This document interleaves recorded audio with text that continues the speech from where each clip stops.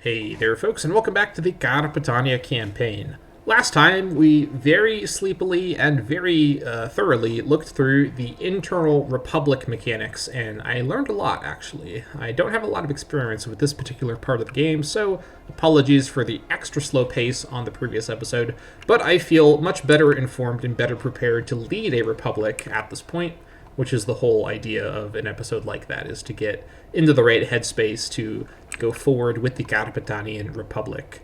And that's where we are now. So something I didn't really talk about, for as much as we were focusing on domestic issues, did not really look at the situation with all of our policies.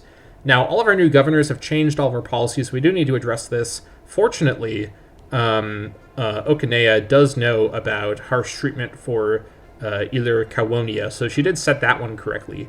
But everything else is now on acquisition of wealth or other policies. Now, the one in our core, this one's fine. Lobotania and Editania are not quite stable, but they're both on very high loyalty. And I'm fine with both of these policies if just because the loyalty actual total is so high. I don't really need to worry about it getting super low. Meanwhile, over here, Wakea Meridionalis is actually in a good state, even though it's on acquisition of wealth. This one is just affecting these two particular settlements, so that's why it is fine. I'm not going to worry about changing this because it affects such a small amount of population.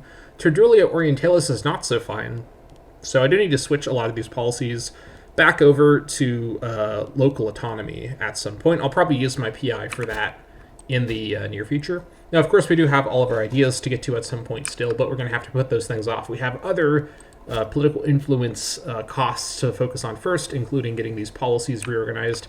I'm going to try not to shift around governors too much because they keep resetting the policies when I do that. So we're going to stick with the governors that we assigned last episode and work with that. So let's resume. I'm spending the rest of the duration of our Ikawalauna Omen, which is quite powerful thanks to our very good augur, Inamarchus Arosis. Spending the rest of that period doing sort of peacetime domestic management, because we're not in a position to really go to war. Not even sure, is our army ready? Yes, our army is technically ready to go again, so we could go to war if we so wanted. Tribal proposition. Our tribal neighbor, Caluria, has started investing a lot of their treasury into opening up the borders between our two nations. Hopefully this will prove beneficial for us as well, though their tribesmen are somewhat more unruly than we are used to. We should keep Caluria in mind, as they could prove good friends in the future as well. Surely only good things can come from this. So we're going to get some money. Caluria likes me, and Watonia Inferioris gets some various modifiers. Not a big deal, but I will happily take the money. Thanks for that one. Right, we've also got some nobles finally in Toletum. Glad to see that. At this point, I am essentially just letting my aggressive expansion and tyranny tick down. These are both at okay amounts, given that my stability is in the positive, so that's pretty handy.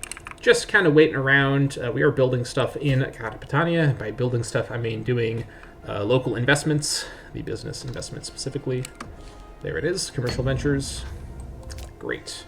Let's go ahead and add ourselves another resource. We were getting up to the pair of fish resources, I recall, from the previous episode, or the episode before that. I don't quite remember which episode it was specifically, but we are now going to get the National Freeman Happiness from a fish trade with Carthage, so that is pretty handy. And yeah, this particular spread looks correct. I could trade the 2 gold trades for some other pair of trades, but actually we have more as well. I will do 1 additional business investment. I could start to do province investments in other places, but at the moment, I really just want to focus on building up Toletum and Carpetania, given it's where all of my core population live, and I have been gradually culturally converting elsewhere, but it's going to take a long time, and my domestic situation is still kind of too unstable to address. Keeping in mind that as a republic, we're going to be able to stabilize things hopefully a bit more easily than a tribe, but we've been a republic for a very short amount of time, so there's only so much we can do. I think what I'll do here is actually, hold on. Did one of my factions want to see one of those things happen? No. I think sometimes the traditionalists like to see the religious investment, but this time around they want us to build a temple, which we can't do anyways, so We're not going to worry about that. Let's head back over here and do another business investment. It's just so strong to get these import routes, honestly. And then the third one, I'll probably trade for more precious metals. Okay. Looks fine. We now have enough PI. Let's just start going through here. Let's sort this by loyalty. So this one's under control. This one here, actually, things are pretty good. They seem to have calmed down a bit in between months. I do think, I'm not entirely sure about this, but I do think that republics just naturally have slightly more stable province loyalty situations than federated tribes, and possibly compared to monarchies. You'd imagine that's how it works, given that republics at least claim to be more popular with the people. Whether or not that's true is up for debate, but that seems to be the idea of a republic. Tribal proposition. Our tribal neighbor Celtica has, or I guess Celticia, I guess it's not called Celtica, has started investing a lot of their treasury into opening... Oh wait, we just had this event earlier. Wow, okay. Tribal influxes all over the place. Very exciting. All these people have heard about us stopping being a tribe, and they're intrigued. I wouldn't blame them. Also, it looks like Terdulia has actually taken over whoever lived over here. I remember in an early episode commenting on the nation that lived here. So Terdulia doing some conquest. Glad to see the AI actually doing conquest when the AI isn't just playing as Rome or Carthage or Syracuse or Epirus. Or, oh yikes, let's not look over there. Only bad things are in that direction. These tribal AIs are usually pretty passive, so I'm glad to see that.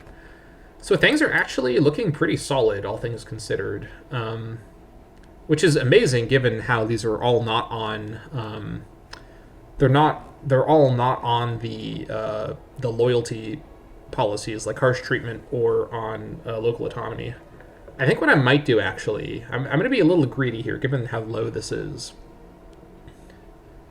And I might actually go for a higher loyalty option and switch it over from acquisition of wealth to cultural assimilation, because the only way to fully securely get the loyalty of these, especially in Terra Canissus, these provinces under control, is to have them be peopled by Carpetanians, which at the moment, we are slowly spreading Carpetanian presence elsewhere, but it is taking a while, so we have to actually get our cultural assimilation policies going here or there. Now, Wicca, this one here only has... Let's look at it by population, actually. So, we look at it by population.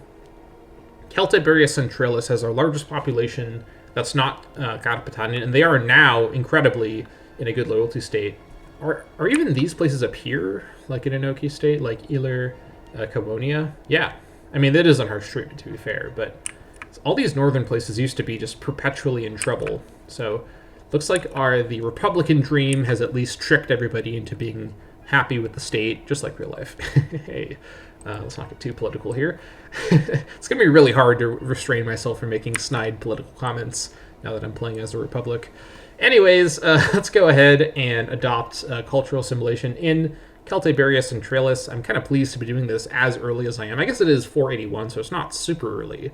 But this feels early for the timeline, all things considered. But eventually we want a fully Celtiberian, did I say Celtiberian earlier? We want a fully Carpetanian Iberia, is what I mean to say. I guess we are a Celt-Iberian with the hyphen culture group culture, but you know what I'm trying to say, even if I don't know what I'm trying to say. Cultural assimilation. There we go. And we will be switching these things over, assuming that they're in an okay state, which they seem to be. So that is handy. Let us resume. We're near-ish the manpower cap, so we got to be a little aware of that as well. And in terms of targets, because I do want to fight someone, we aren't exactly... We could attack Termodigia, honestly, but they do bring in a... What popped up here? Wow, our power base is very low. The power base floor, I mean. I guess we have a civil war threat now again. The civil war thing didn't pop up though, so I'm not entirely sure if we do or not. Actually, no, we're not over the power base. We're just near the power base, so gotta keep an eye on that. Pouring myself some coffee as well. All right, I'm not as sleep deprived as the previous episode, I swear. All right. Winds of Change is also affecting that a lot. Where's Winds of Change at? 82. So next year, this will no longer be an issue anyways. That's fine. All right. So let me actually go back to our thing here. I may also now switch off of neutral stance. I don't have any allies. This is a pretty good moment to switch away from neutral stance. I don't think I'll need 2 allies again going forward. Maybe if I'm fighting a huge faction like Carthage, or maybe even someone like Syracuse, excuse me, or Epirus. In terms of fighting Rome, it's just not on the table at the moment, even less than in the Talentia campaign. But I do think that I won't need 2 allies again for Iberian war purposes, even if it would be advantageous to have allies that open up different fronts for wars. I only really want 1 ally that can do that. Having multiple allies is going to cause trouble for kind of war management, so not looking to cause that for myself if I can help it. So, given that, I should figure out... actually, what I should do is make an ally strategically before I start a war, like I've done before. So what I could look to do is start to clean up my northern side here. I have focused on the north a lot before, but getting the rest of this side of the river Iberus could be handy. Essentially just getting the remainder of Iler Colonia and also Celtiberia Septentrionalis up to these mountains. That's a really natural stopping point, and it might make sense to do it like that. Now, I don't think I have claims on these guys at the moment. They are importing stuff from me for what that's worth. These guys are all... So they're in a league together, and they're also both connected to Wasconia. So that Wasconia would get involved, that would be fine. Unfortunately, Iler Getia is not going to get involved. A little strange, because they also have a presence south of the river, which is irritating. What about down here? I could attack Contestani, and they would bring in Mastia all the way down there, and also Saguntinia, and they'd also bring in Editania. So, okay, that'd be bringing in everybody. This would be a nice, straightforward situation. I don't think I have Casus Belli on any of them, do I? No. Okay. Yeah, that's Casus Belli that they have. That's countries that they have Casus Belli on. I think I talked about this last episode or the episode before. I think this might be the direction I go into, to sort of clean up my coastal side. I think if I wanted to target one of them, which one should it be? Each of them brings in the other 2, so... Probably I'd want to target... let's see... I get the most war score by securing Arce, because their capital is unfortified. Or their capital, it's not unfortified. They're a city-state, so they only have 1 capital, so it'd be the easiest to get them. So I should probably try to fabricate on Saguntinia. Okay, we'll do it like that. But first, we're not in a huge rush, though. We have 4 years, or about 3 years before we have to have anything ready to go. So in the meantime, we're going to continue to change our policies.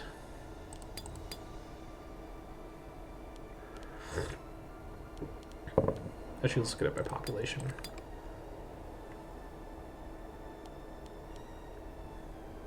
Yep, you are ready for assimilation.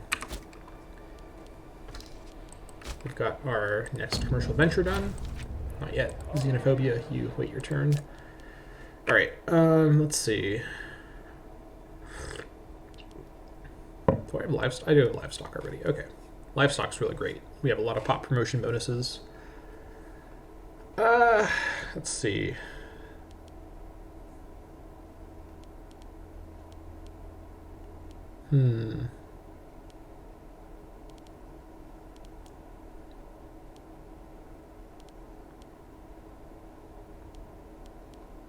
I guess we could get stone permanently, but I can always just switch to stone when I want to get stone for buildings. That being said, the available precious metals trades seem to be drying up a little bit. I think we've essentially, Yeah, I think we're kind of running out of trading partners for precious metals, so I can't rely on that switching strategy all the time. I think what I might do... I think let's set up a permanent stone trade, because also 8% slave happiness in Carpetania isn't a terrible thing either. So getting that build cost just by default is fine. Let's do it like that. Our economy is at a point where I don't really need to worry about having 2 extra gold trades over that all the time. So let's switch one of these gold trades now to stone, so we get the surplus bonus. Hold on. Did not turn my phone vibrate off. Sorry about that. Thought that I'd done that. All right. Now we trade for stone. There we go. Now we've got our build cost going. Very good. All right. That is that. And then we have no more investments available. Totally fine. Xenophobia. Heated debates in the assembly are not uncommon, especially when so many prominent members of society are involved. Lately, a wave of xenophobia has crept across Carpetania, resulting in foreign values being regarded with great distrust. All in attendance at today's debate agreed, however, that Brucusa Indutius, the formal tribal chief/chief magistrate, crossed the line today when he accused Archon Beoesis of indulging in barbaric Kuntalan practices. I'm not sure why I said that word like that. This is an Indian culture. So what do we do about this? Brucusa could lose loyalty. That will put him down to, let's see, 39? That's fine. Or I could pick a fight with this guy. I don't think there's any reason to fight Brucusa. He's not a... Well, I guess it might be fine. No, Beoesis already has capped out popularity and prominence. The only benefit of this is to not lose popularity. Actually, this doesn't make him lose anything. It just gives more to Brucusa. I'm fine with that, too. Let's turn the other cheek. That's fine. Alright, so far so good.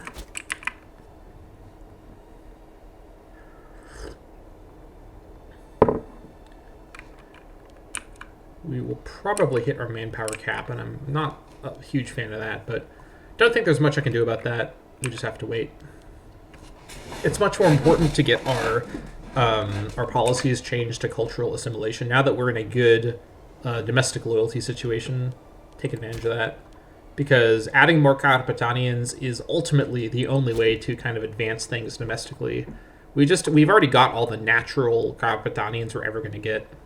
We're committed to this Carpetanian only kind of cultural direction, so we've got to actually invest in that in order to make that happen. The ruler corruption is really reducing influence, which is irritating. I'm not sure what I can do about this. I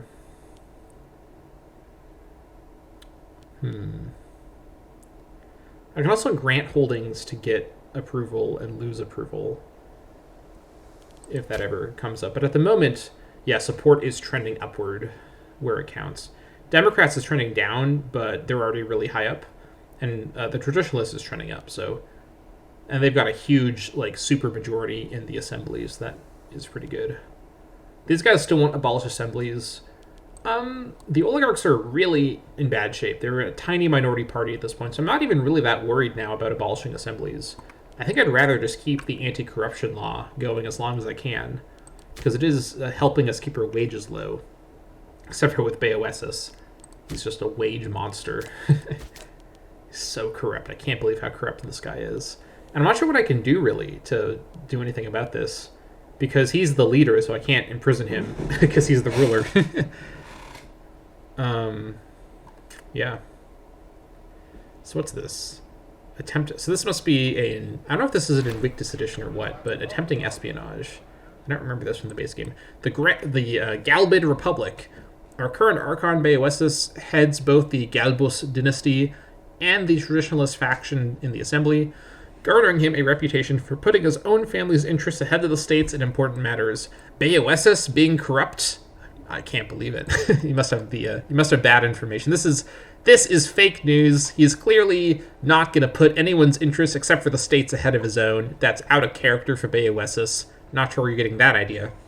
De Seta is an equally prominent politician representing the Democrats' clique, and has brought her accusations of nepotism and corruption involving the Galbadful to the floor of the Assembly, citing their dominance as a threat to the Republic. Okay, so I could lose 10 PI and 10 approval from the Dems, which would not be great for a number of reasons. I worked pretty hard to get the 64 approval, so let's not do that. Or lose 10 approval from the Traditionalists and gain 10 from the Dems. I think I do prefer Traditionalist approval because they have a much higher seat count. 10 approval from the Dems is essentially worth half the 10 approval from the Traditionalists because of how many more Traditionalists there are. It's a little hard to explain, but again, we have to keep in mind that this number up here is an aggregate sort of calculation from the 3 sets of 2 modifiers that interact with each other. So, and this upsets all the Galbii. So I do think this is the better of these 2 options, but these are both pretty bad options. I will lose the approval. That does take us below 51.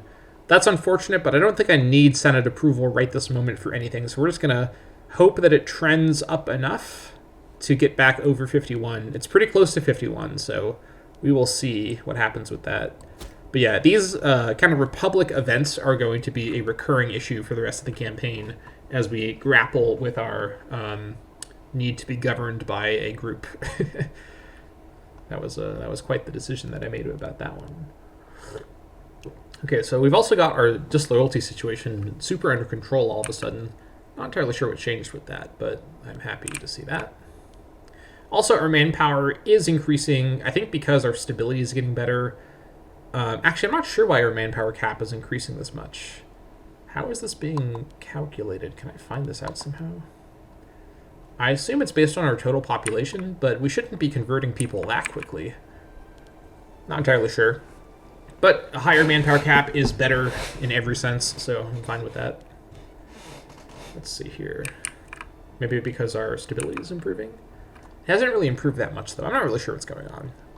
I'll take it, though. I'm not going to look a gift horse in the mouth, as they say. Economy is stable. We have enough money to do a building if we want to. Or I could do some slave movement, which might be a bit more lucrative in the long term. Okay.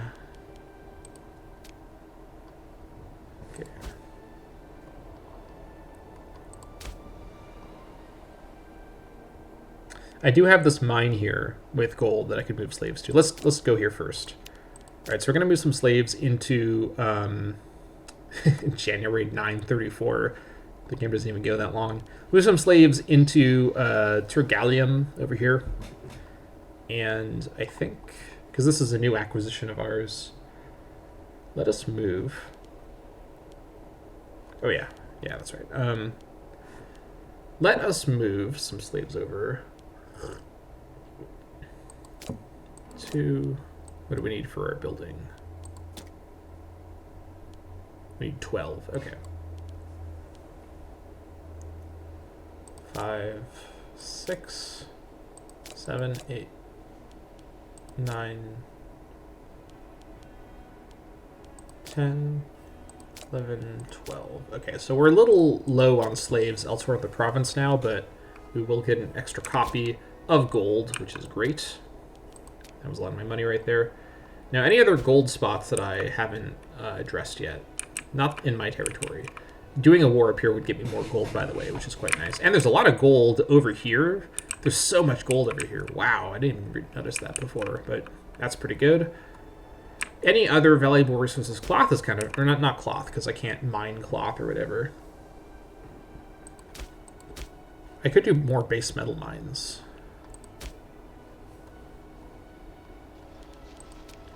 No, that's not my territory. Never mind. I'm not going to worry about it. These guys want my precious metals. Yep. That is fine. This is getting better, but it's still pretty bad, so we are working on it.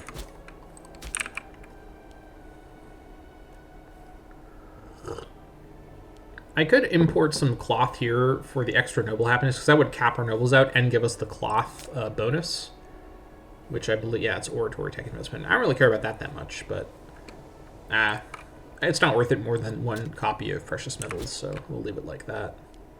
I think we'll speed this up because we're in peacetime. We're just kind of waiting for the end of this 5-year period. I'm glad I decided to go for this kind of stabilizing. Also, this is going up, so that's good. The stabilizing 5-year period, because it is important to get things under control. I will become more aggressive later on. Even though republics, I think, aren't as optimal as monarchies for pure kind of war power, they can still be quite aggressive, as a certain famous faction from this period that was famously a republic for a long time showed to be true. Being a republic doesn't hold you back from being a conquering force for evil. So that is not going to change. Oh, hello. Find location. This one here is actually, yeah, this is Septentrionalis. I might actually switch this one back to local autonomy, but I'll hold off for that because it's pretty close to 0. This one here I will switch. Yeah, this one here I will switch once I have 7, which I do now. So let's switch this to cultural assimilation. This one's on the fence, but it is technically not going down, so I will take that. This one here is going up, so we're going to leave it. This one's already in the right spot. This one I'll switch, this one I'll leave, and then this one I'll switch. So yeah, we're pretty close to getting all the various policies that we need. Our stability is now stable. That's nice. Tyranny is going down. Again, tyranny doesn't matter so much because we are in other ways keeping track of threshold and loyalty. And the cohort loyalty gain isn't a huge concern right now. So that is totally fine.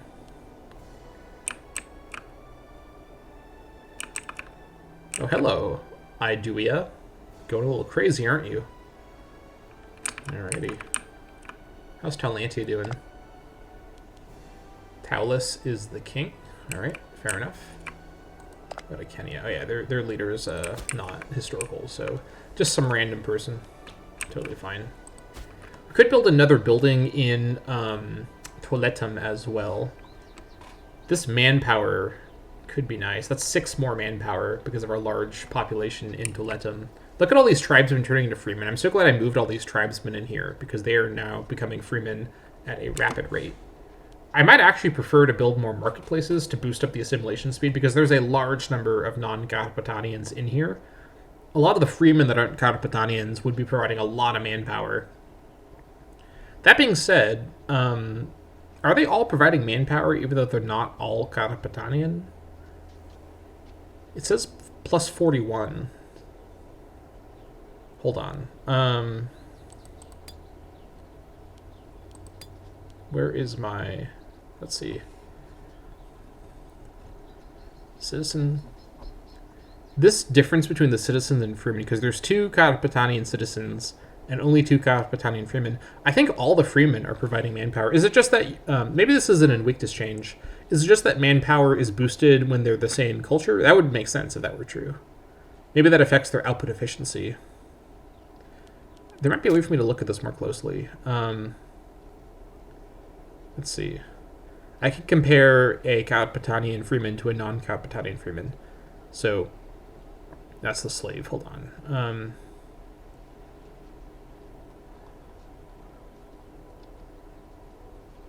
Where's my Carpetanian freeman? There he is. Okay, so 116% versus... No, it's the same amount. So how does being a Carpetanian help or hinder the effect on levy?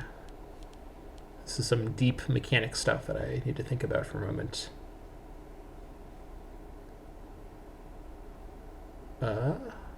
We're also at the cap right now, for what that's worth. Weirdly, the cap got lowered for some reason. Not entirely sure why.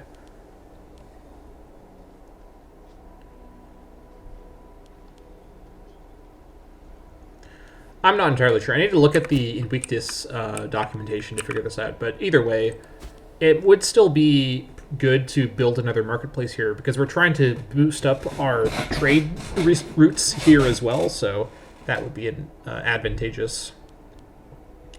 So that could be good. Alternatively, building forums might be nice too for the extra freeman desired ratio. But I actually would prefer citizens over freedmen, I think, because of the research points. But freedmen are fine too. I think with this money, I'm actually going to save it for now and possibly build a fort instead. My favorite thing to do, of course, but we will come back to this idea. I should actually take a look at Celtiberia Meridionalis because I haven't fortified this place yet, and I might be going to war over here. So I should probably address this. Where is the... now that I control the entire province... I mean, I have for a while, but just because we control the entire province at the moment.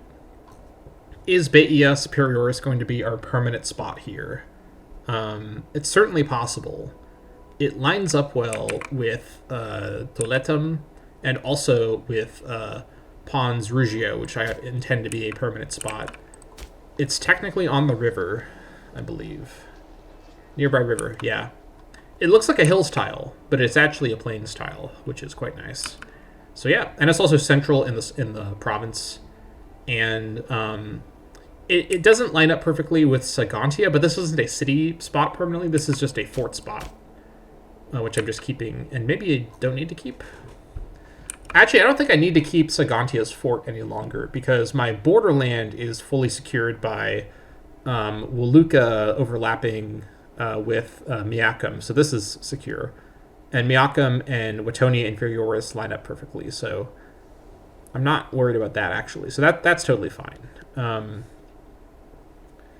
Yeah. In fact, this one could have been in Augusto Briga Watonia. Did I build the fort here? I think I might have. It's fine where it is right now, but either way. So yeah, I think the Sagantia fort doesn't need to stay here, in all honesty. I think I'm going to destroy this fort to get some more money and rebuild it, essentially, in Baia Superioris. Now, this one also does happen to line up with the Baia Desolata fort, but this fort... Actually, yeah, this is going to be the permanent capital in the future. I need to change this one and boost up loyalty, and I need to move it over. Maybe once I get this territory, I'll move it over, because this will probably move in that direction when I switch it, because Baia Desolata is the planned spot for the provincial capital. It may have another city on the river Iberis, but Baia Desolata is definitely the preferred spot. Right, anyway, so down here in Baia Superioris, let's go ahead and build a fort. All right, good stuff.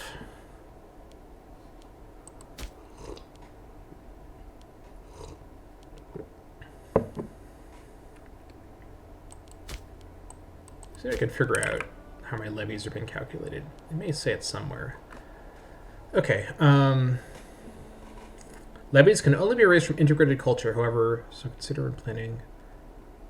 Okay, I think what's going on here is maybe the number of soldiers is based on the number of integrated pops, but the actual manpower as a resource comes from everybody.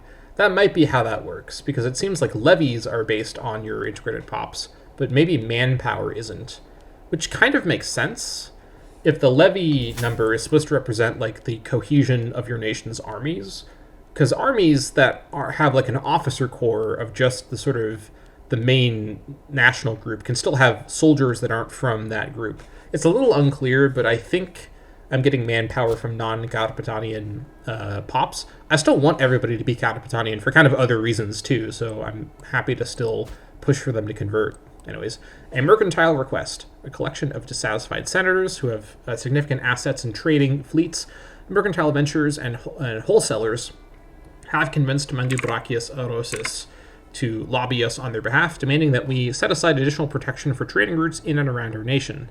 The request is unsubtly accompanied by a promise of support for legal matters that we might propose in the near future. Okay, so speaking of manpower, we could trade manpower for 10 approval from the oligarchs, or we just lose the approval.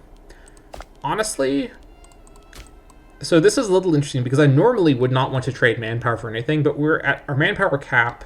We're not going to war for another year or so. And so in that sense, this actually does seem like a kind of good call because getting approval for no other approval losses is pretty good. That being said, the oligarchs are in a super weak position, so I sort of don't know if I need this much of a approval bonus with them. But then again, losing the approval would probably put me below 51. We've now climbed up above 54, by the way, so that's pretty good. I think I will go for this because this can only help our domestic stability, and I am at the cap, so this is a kind of nice time to get an event like this, so let's go for it. We'll get some more approval. Hopefully they'll see a resurgence in actual seat number, but I guess that's for the people to decide, quote unquote. Anyways, there is some war going on over here. Looks like there's a revolt. Oh, there's Yeah, the Contestanian revolt. Okay. Which is happening up here. So it's just a civil war. Okay. Fair enough. Also, I forgot to do this a month or two ago. That's totally fine. This one here, Celtiberia Septentrionalis, I think... No, I'm going to come back to that one later, because it's not... It's already disloyal, so there's not much I can do about it now. Let's go down and... Let's see.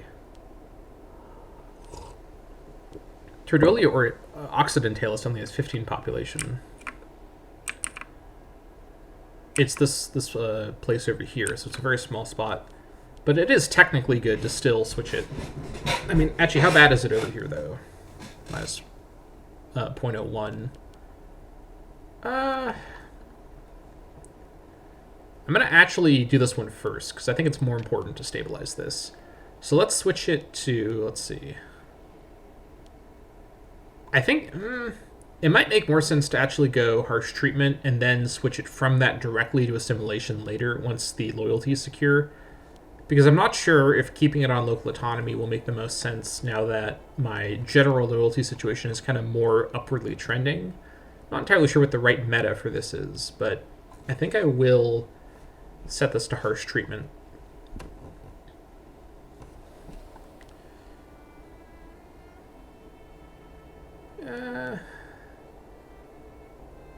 Let's see. Yeah, let's just get this under control. At this point, I think disloyal provinces, I have to treat them harshly and try and just kind of get them back into loyalty and not really play around with local autonomy unless there's... Actually, no, I shouldn't say that. There are lots of situations where local autonomy would actually make the most sense, but I think for the moment, these two spots, I'm ready to just bump them up as far as I can. Ife is disloyal. Yes, I know. Fully aware of this whole situation. That is fine. It's our manpower cap now. Keeps changing. Very mysterious how this works.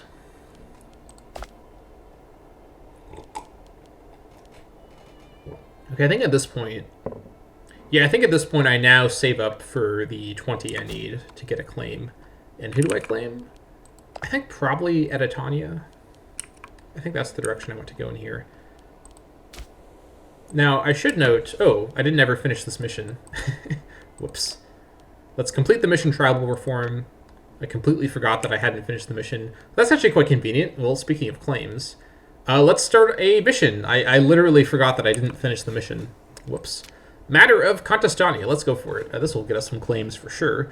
Our fortunes await in foreign lands. The Contestania region has been considered part of our borders, yet much of it remains beyond our control. Make sure that it is brought under our influence one way or another. All right.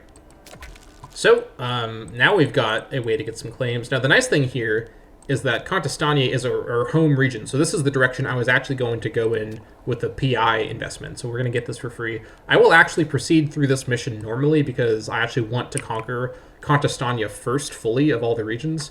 Not that I maybe will necessarily just do this region, but it makes the most sense to focus this direction. So let's consult the assembly. So fortunately, this will actually give us claims around the time I would have began to get started, maybe a little early, for war, because I kind of do want to reassert Condamius for the morale, because the base reinforcement speed is still really good. I also think I want to switch Eco Walauna once I finish using them for this particular omen that's still ongoing. I think I want to switch them to, who was it? There's a different god for that particular slot who I liked, who gave us manpower recovery on omen selection. Not the passive one, but the active one. So I think I want to switch to that. I have a very militaristic set of gods right now, but I think that's pretty good. I think my actual domestic situation is under control, and I want the gods to give me kind of militaristic advantages, especially fighting these people with the Iberic religion. They don't have the discipline malice that I do, and they do have a light infantry bonus, so let's not forget that from the first episode. So since we're going to get this on... who are we getting from this? Everybody in which provinces? Lobitania, which is going to be like Montesania and Cardubia. Contestantia Septentrionalis, which is basically just Editania, and I guess technically also a little bit of Diatania.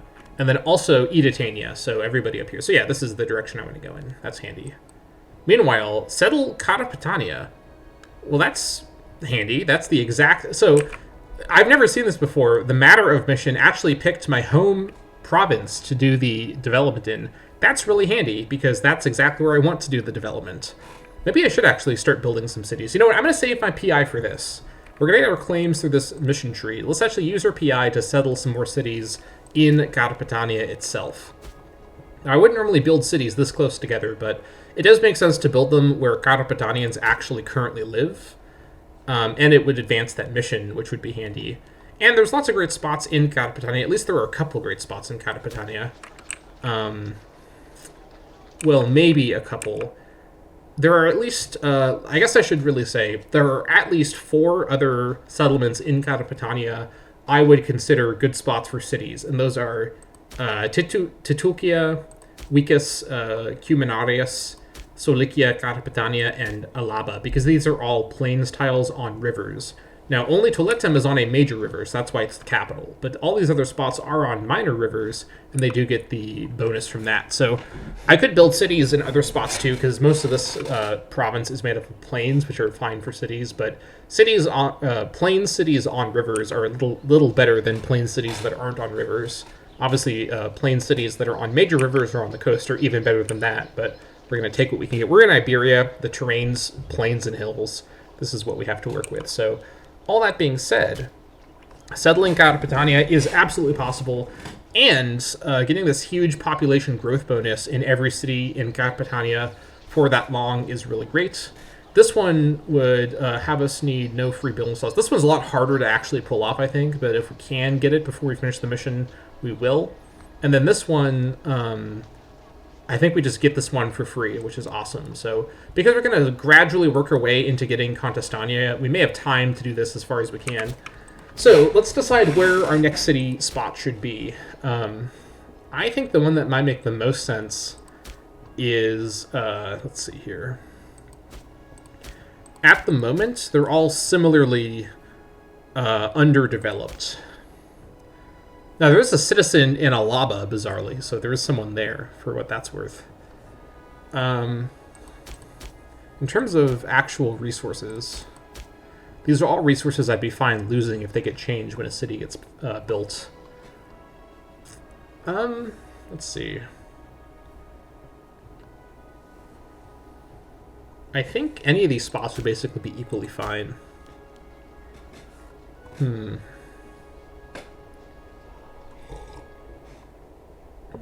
And I think that, let's see, of all these spots,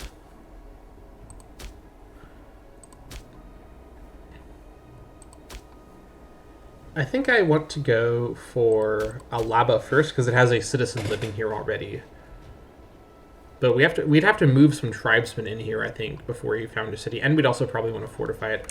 I'll worry about that later. It's just nice to know that I have that option in my back pocket if I decide to go for it.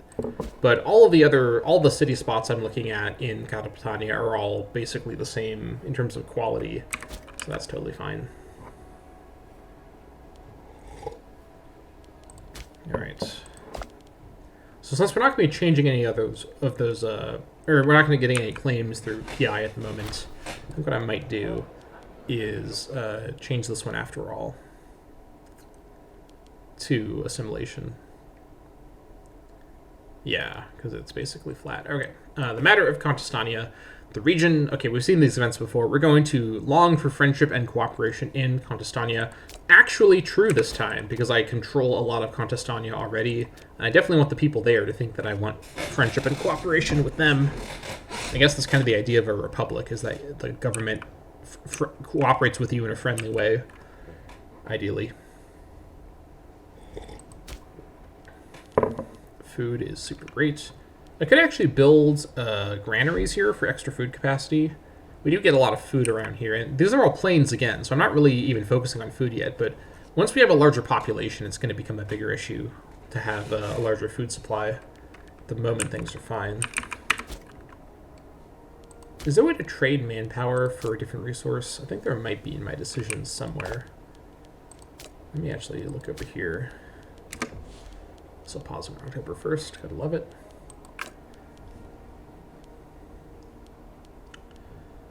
Let's see. Oh, actually, some of these policies also affect approval from different factions. That's good to know. So if I get below 51 again, I can take a look at this. All right. I think I'm going to leave that all alone. Do I have colonial ventures still? No, I don't. What was the faction I was going to found a colony for? Or the faction, the culture. I think it was Lobotanian that I was looking at last episode. Lobotanian. In Pons Rugio. I think that is where I want to target. Now, I sort of actually don't want to move Carpetanians away, but I do want to give Pons Rugio these modifiers. And Lobotania is at really good loyalty right now, so that would be fine. I want to keep colonial ventures essentially on cooldown as much as I can, because there's a lot of colonies in my future, and I want to just make sure I'm getting them where I can. And I don't think there's any other Lobotanian spots I'd ever pick, because it's a pretty small culture, all things considered. So let's get Pons Rugio built up here. Found a colony there. Yeah. Hold on, wait. Pons Rugio. Yeah. Right, Pons Rugio, a Carpetanian colony. All right, this is for the best. Okay, so let's keep an eye here. So any slaves moving from Satilikia and Bucarica and Carpetania Luga, I believe at least one of these places is one of my mine spots. This one here. So glad that I checked that. Let's move a slave back in here to fix that. From Tucris. And then... there we go. And then Satilikia, hold on. Oh, hold on, I forgot to pause. Let's see, Satilikia, where are you? This place? No.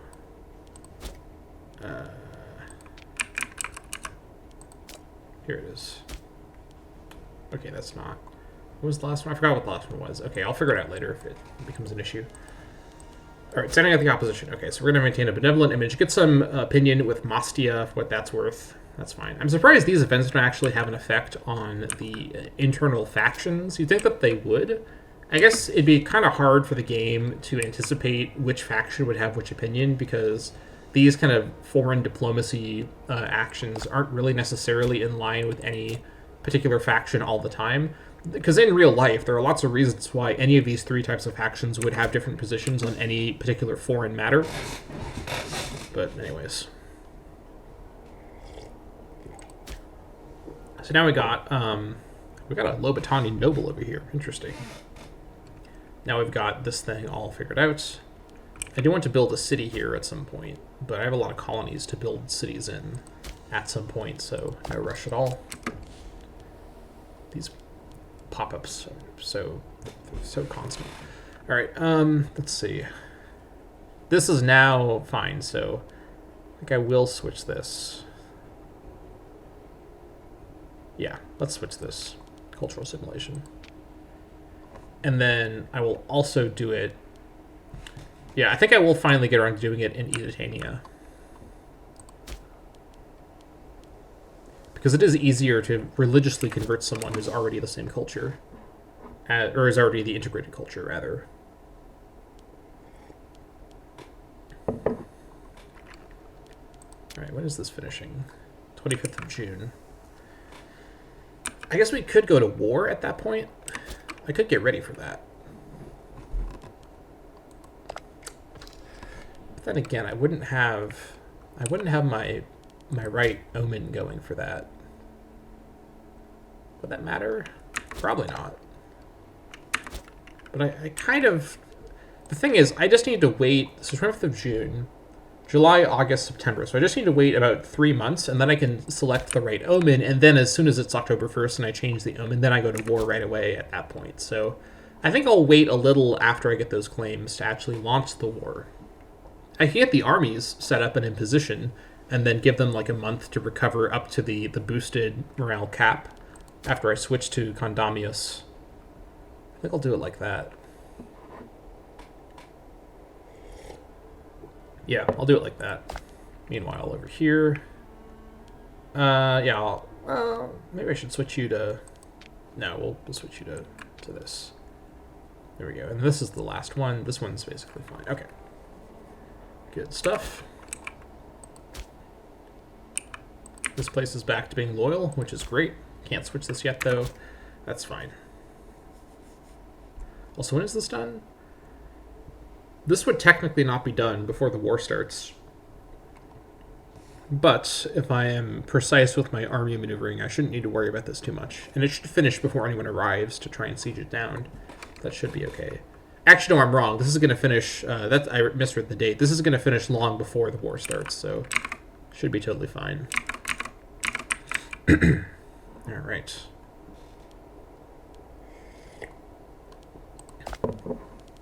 Last policy change.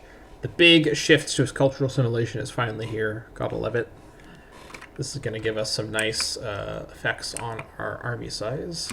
So assuming that manpower is just drawing from everybody equally, this, I think, is actually just going to affect the size, like the number of units that get raised. I thought that these two things were linked together both to integrated culture, but I suppose it's possible I'm misremembering, or Invictus changed it, which is also super possible. That seems like a pretty big thing to change, all things considered.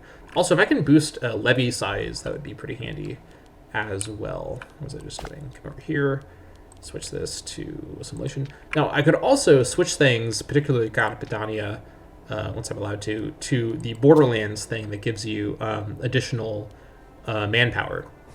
That would definitely give me some extra manpower cap as well as actual manpower. But in terms of needing to get more manpower, I don't really need to. Like, I want to have a higher manpower for flexibility, but at the moment, I am capped out. I don't actually need additional manpower for any reason right now, so no need to worry about that. Something I could do as well. Yeah, I'm going to save my stability because I want to change Iko Alauna. The assembly speaks. Okay, here's the important event. Extra deprep, extra improve opinion maximum. The war score cost is not going to be a determining factor at all for our military goals and whatnot. So, let's see here. Which thing went to which? All right, so this one here gives us claims on Baetica Cordubensis, which is over here. What? Is that right? Aren't I...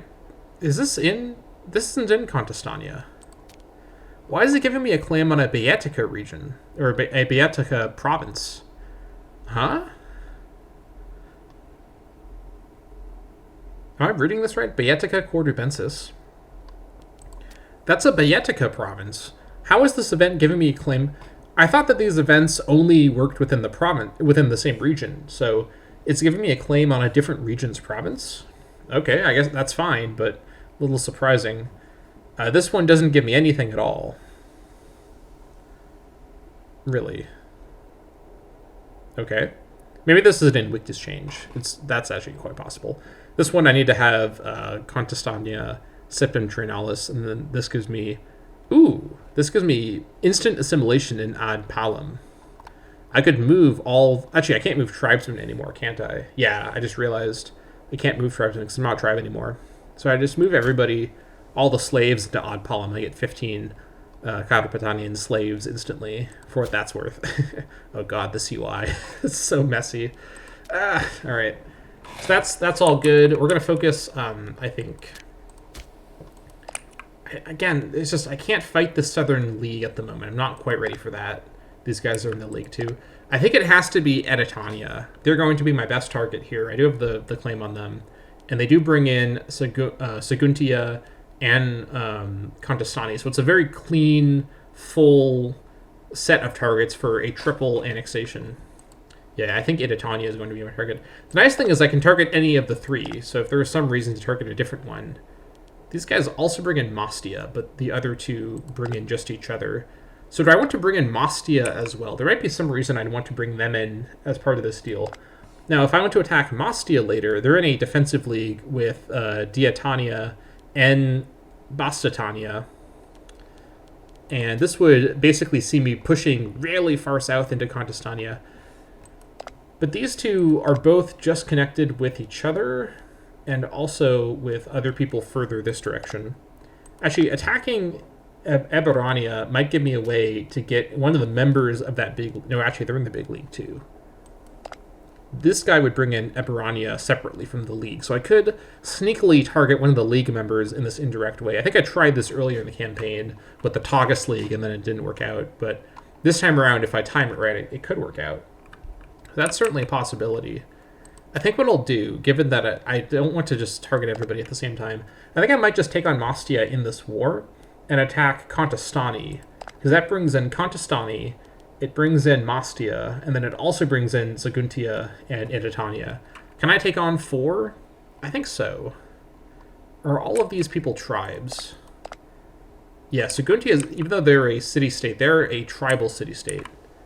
And these guys are a tribe as well, so I think it's doable. I mean, it is doable. It's a sure thing that's doable, but how do I approach this? Especially because I don't really have a naval presence on this side. I'd have to fight this war without really a naval strategy, because I don't really have any ports yet on this side of the peninsula, and I can't build ports easily. I talked about this in I think I talked about this in a previous episode. I could build a port over here, not for shipbuilding, but to just sort of move my navy over there temporarily for use in this war. And given all of the coastal forts, it might be handy to have... Actually, I think I will do that. That's one... I think... Okay, here's the plan. In the near future, so...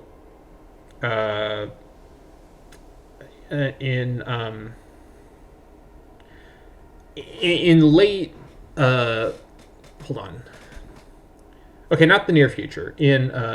sort of the near future. So in October of 85, I will first of all not forget to do my where is it? To do my senatorial work. Oh, no, I can't. I have to abolish assemblies. Oh, that's what it's locked behind. Okay, I won't be doing that because I don't want to abolish assemblies right now. Actually, maybe I do, because I do get the political influence. No, I want the corruption reduction. Okay, so never mind. So I'm not going to do this on cooldown anymore because I need to change the law, and I don't want to change the law quite yet. What I'm going to do... Also, well, here's the other thing, too, is on October 2nd, my whole government will get completely changed around because of the election. Here's what I'll do, is on October 1st, I'll pause and do my omen and all that, and then on October 2nd, when my election happens, I will address the change in politics, get my assembly support back up above 51. It'll probably dip really low because everything will get shifted around. And then once that's secured, I'll be in position with my armies at this point.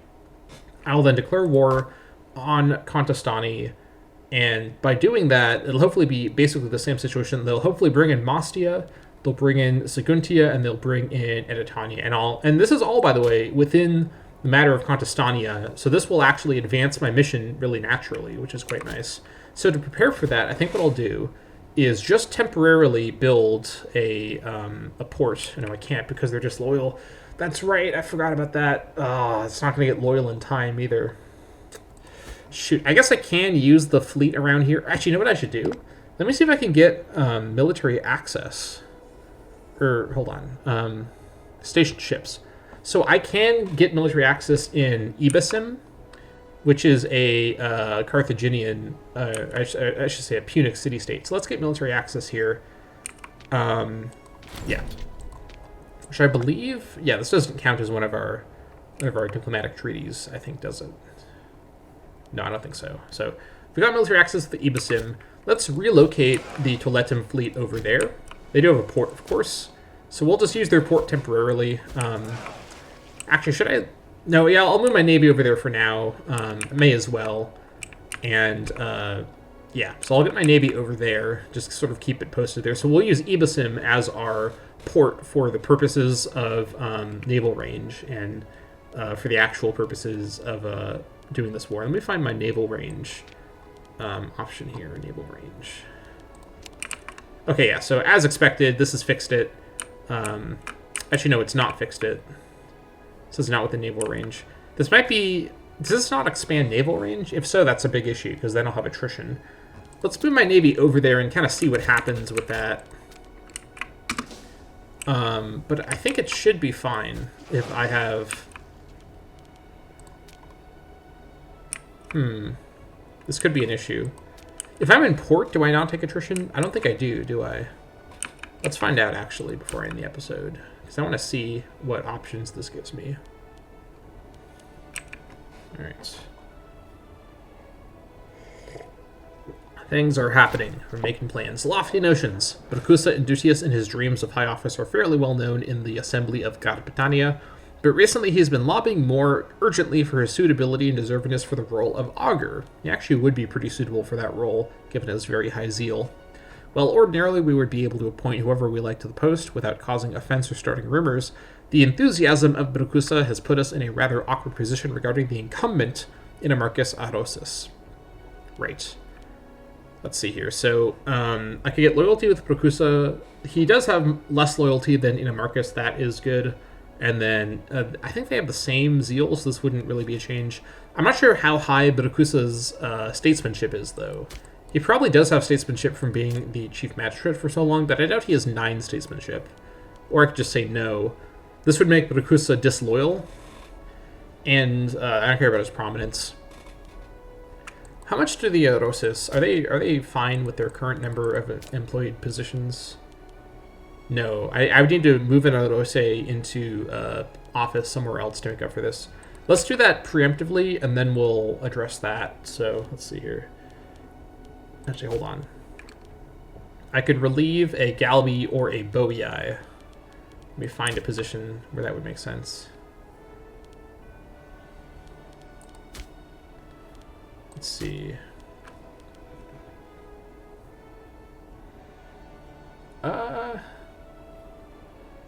Here's a Boii I could relieve. I need to relieve them with a Arosis character like you. Lower Niska. She's a new character. She's just 17, so she just came of age recently. Let's replace you there. That didn't affect my... I think doing that action does affect the support, but it's very small. Like, the effect you saw there was super small. So, and now we can give him the job. And just like that, we've avoided some sort of incident domestically. That's good. Where's my navy at? Right, they're on their way still. So let's see what their attrition is like while they're in the friendly port. I think this should prevent them from taking attrition. And if I can stay unattritioned while I'm in this port, that's fine for the purposes of this war. All right, now they're out of range. So let's see what happens as we approach that port. I think while they're in ports, they don't have attrition. But I suppose we will find out. This is the power of having a port on this side of the nation, because that would fix this whole issue.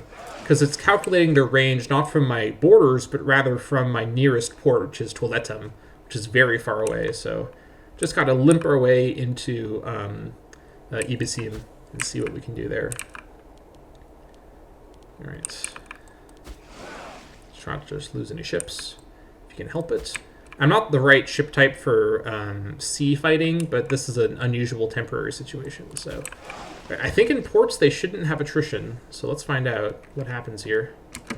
Okay, as expected, no attrition in ports. That's fine. We will just chill here in Ibisim for now. And then during the war, we'll use this navy to move troops around on the water. I think especially to get access to Mastia down here, which is a level 1 fort. Getting Mastia and maybe sacking Mastia as well would be quite nice. I think I'm pretty open to sacking these towns and other sort of towns around here because I need to, even for a higher population town, I'd rather just sort of burn it and then replace and start over. Start over, I should say, and replace with Carpetanian population if possible. Like, I don't really want to inherit.